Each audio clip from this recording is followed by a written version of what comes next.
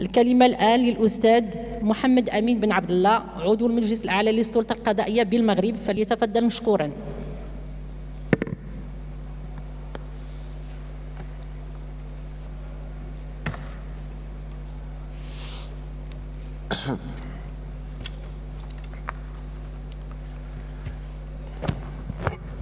Bismillahirrahmanirrahim. Merci Madame la Présidente. Excellences,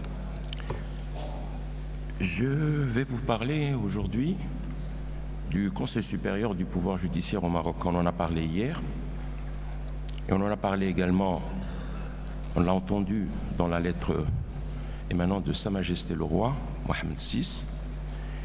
Et j'aimerais vous dire comment ce Conseil a été institué et quelles sont les prérogatives qui sont les siennes.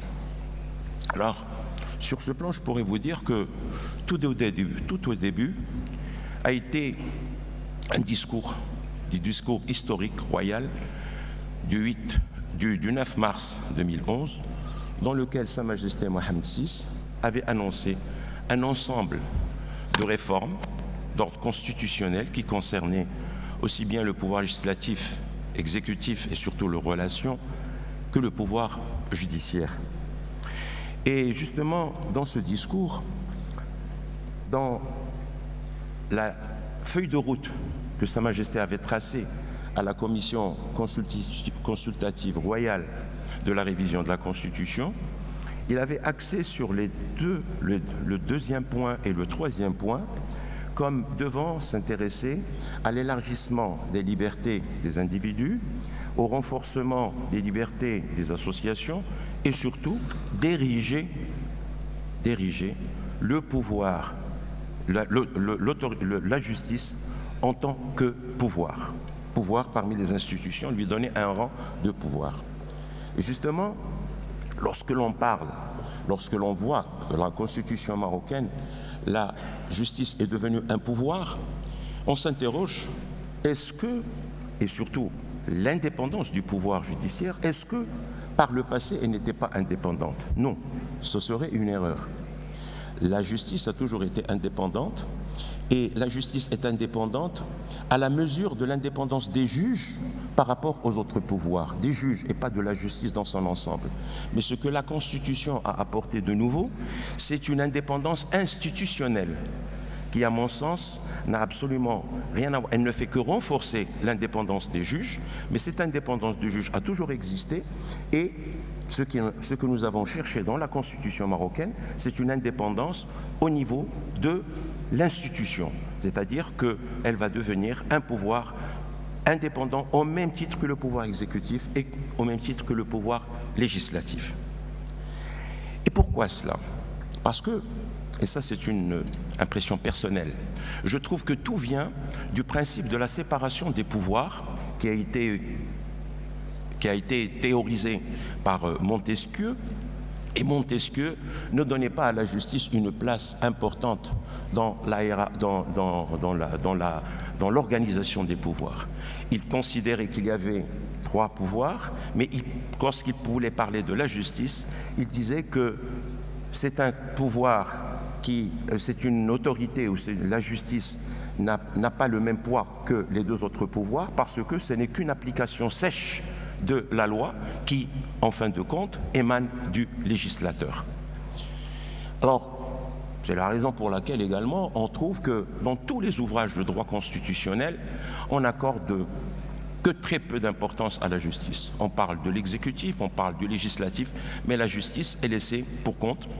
Elle est laissée aux études d'introduction à l'étude de droit ou la procédure civile ou la procédure pénale. Mais on n'en parle pas dans la théorie de la séparation des pouvoirs dans les ouvrages de droit constitutionnel.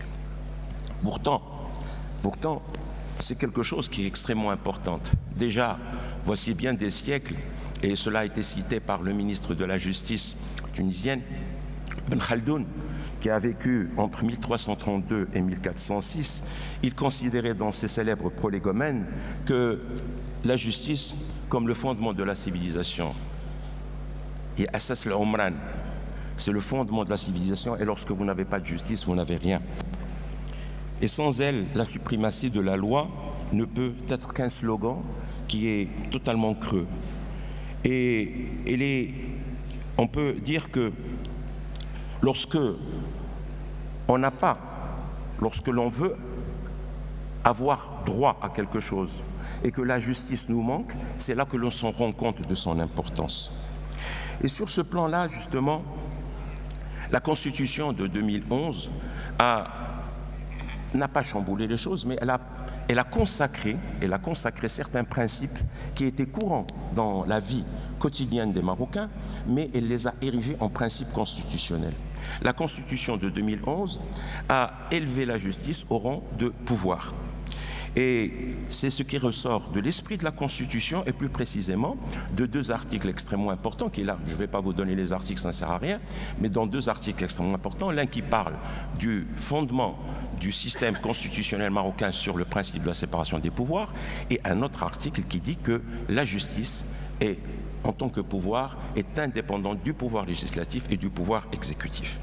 Ce sont ces deux piliers juridiques qui avec tout un d'autres ensembles d'articles, forment le fondement constitutionnel de l'indépendance de la justice et dans la lancée duquel sont intervenues des lois organiques et à la suite desquelles se prononçait le juge constitutionnel. Donc je vais vous inviter à réfléchir avec moi sur 3 points que je vais tracer très succinctement pour ne pas prendre trop de temps.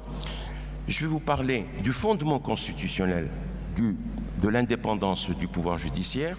Ensuite, j'aimerais vous inviter à voir avec moi quelles ont été les implications législatives de ce fondement constitutionnel et ensuite l'interprétation du juge constitutionnel de l'indépendance du pouvoir de la justice.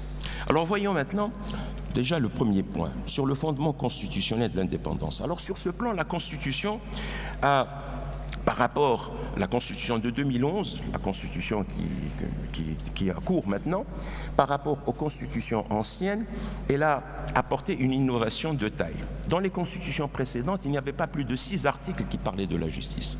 On considérait cela comme quelque chose de courant, quelque chose qui allait de soi.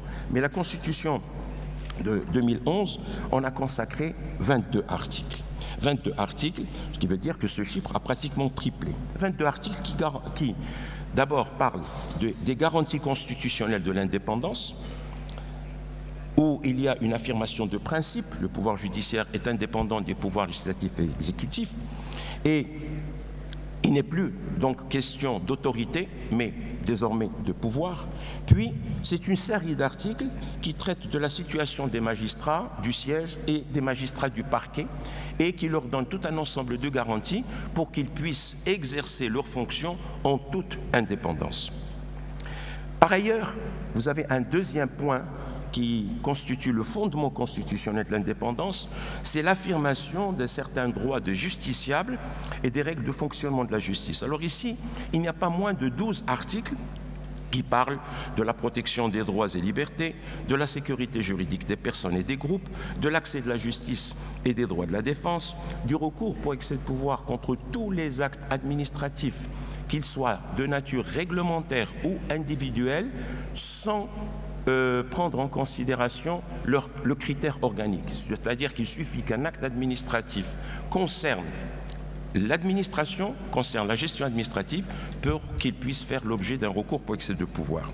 La notion de présomption d'innocence, qui était déjà consacrée par le Conseil constitutionnel comme un principe à valeur constitutionnelle, mais le constituant a tenu à en faire un principe qui est cité dans la Constitution, et puis la notion de la réparation de l'erreur judiciaire.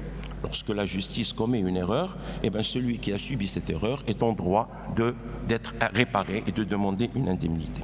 Alors on peut dire qu'à travers tous ces points, dont je n'ai cité que quelques-uns, le constituant a énoncé ce qui est naturellement attendu de la fonction judiciaire et de son indépendance par rapport au pouvoir législatif et à l'exécutif. Une indépendance qu'il a affermie par les implications législatives qui sont venues pour faire écho aux principes qui sont contenus dans la Constitution. Quelles sont ces implications? Alors, comment ça a commencé? Le 8 mai 2012, Sa Majesté le Roi garant de l'indépendance du pouvoir judiciaire, a procédé à l'installation de la haute instance du dialogue national sur la réforme de la justice, qui est composée de 40 membres. Vous voyez que ça s'est fait dans une grande concertation. Je vais vous dire pourquoi. Eh bien, ces 40 membres, cette haute instance, avaient tenu 11 conférences régionales, 111 instances partisanes, syndicales, professionnelles et associations qui ont été consultées par elle. Elle a examiné des rapports de 104 conférences organisées par les différentes juridictions des royaumes et après 41 réunions, elle a procédé à la rédaction d'un rapport qui contient 2 parties. La première, c'est le diagnostic de la justice et la deuxième partie concerne les objectifs stratégiques de la réforme de la justice. Et c'est ainsi qu'il y a eu 2 lois organiques qui n'ont pas été faites par le législateur uniquement dans l'hémicycle parlementaire, mais qui ont été le fruit d'une concertation de toute la famille judiciaire du royaume. D'abord, la loi organique qui est relative au Conseil supérieur du pouvoir judiciaire. Alors, dans les constitutions précédentes, ce Conseil supérieur du pouvoir judiciaire avait commencé à être le Conseil supérieur de la magistrature, qui est une honorable instance qui a géré la justice depuis le recouvrement de l'indépendance, depuis la Constitution de 1962, pour être plus précis, jusqu'à 2011, ou jusqu'à l'installation du Conseil supérieur du pouvoir judiciaire. Et la différence entre les deux, c'est ce que le Conseil supérieur de la magistrature ne comprenait que des magistrats qui étaient élus ou qui étaient là de par leur fonction en application de la Constitution.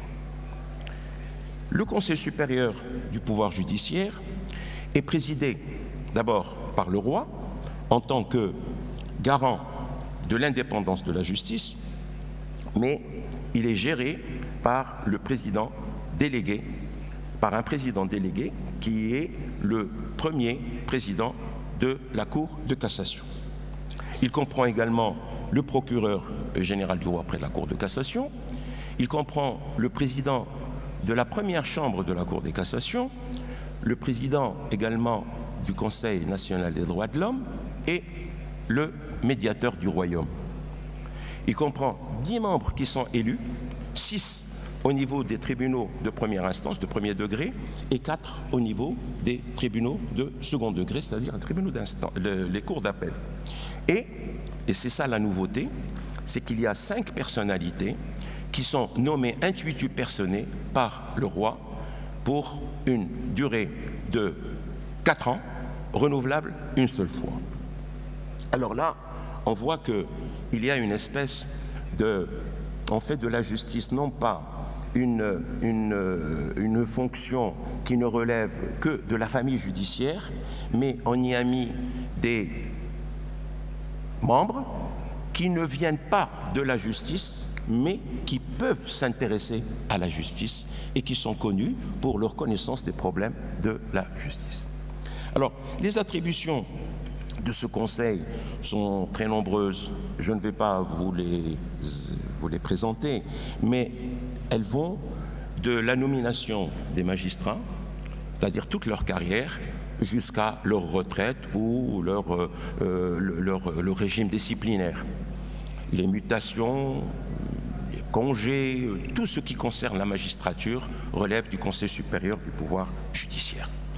Ce texte-là, qui organise le Conseil supérieur du pouvoir judiciaire, a été renforcé par un autre texte, sans lequel le premier texte ne serait rien, c'est la loi portant statut des magistrats.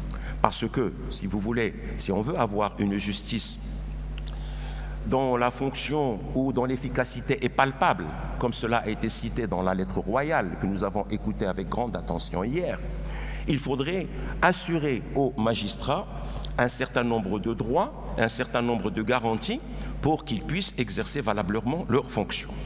Alors dans ce sens, les 2 lois organiques font état de tout un ensemble de garanties qui sont propres à asseoir leur indépendance. Et il va de soi que la procédure de mutation, de délégation, de protection proprement dite de l'indépendance et au régime disciplinaire applicable, ce qui est à retenir, c'est qu'avec la nouvelle organisation issue de la Constitution et des lois organiques, la gestion de la justice relève désormais d'un organe qui est institutionnellement indépendant. Et encore une fois, pourquoi j'appuie sur ce terme institutionnellement indépendant, c'est-à-dire qu'il vient de la Constitution. Mais ça ne veut pas dire que s'il n'existait pas, il n'y aurait pas une indépendance de la justice. Alors, je trouve là qu'il y a deux sortes d'indépendance. L'une qui complète l'autre.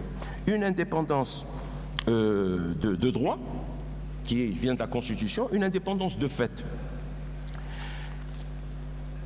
Alors, la dernière question qui se pose, comment cela a-t-il été interprété par le juge constitutionnel? Alors, comme vous le savez, c'est ce que je appelais la consécration jurisprudentielle de l'indépendance.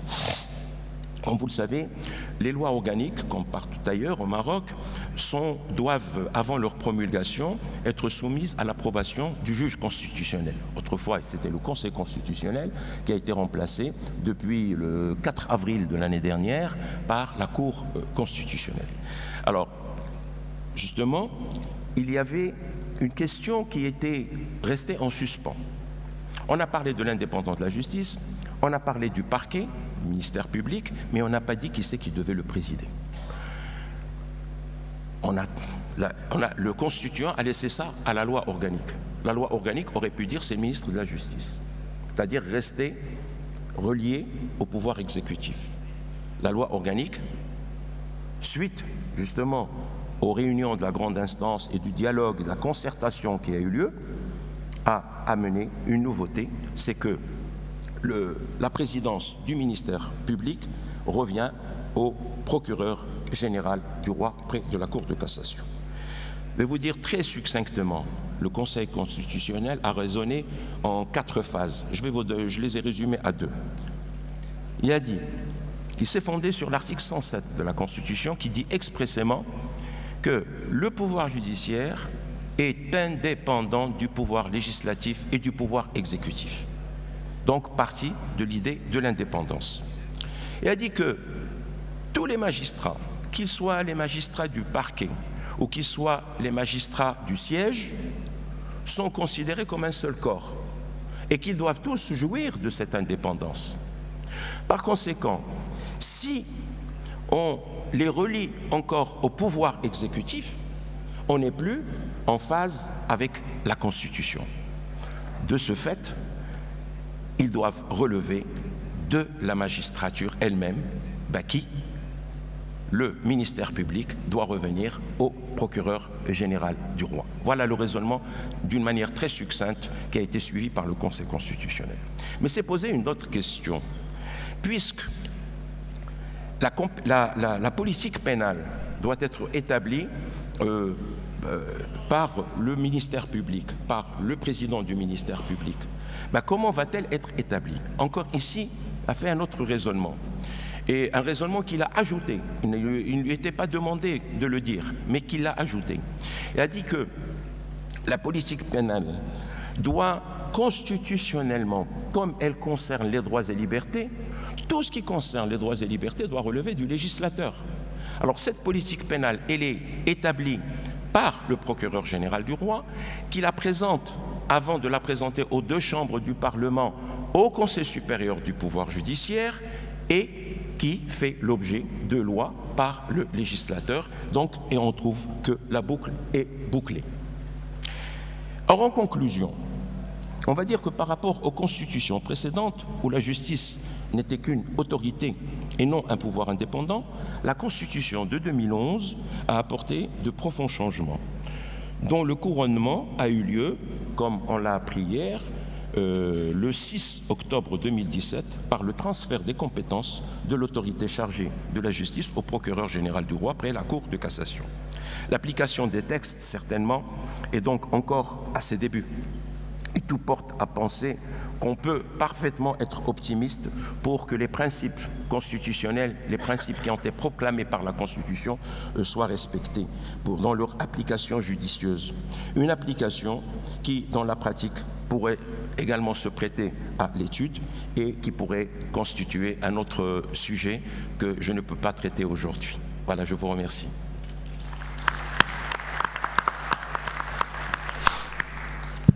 شكرا الأستاذ بن عبد الله على عرضه القيم.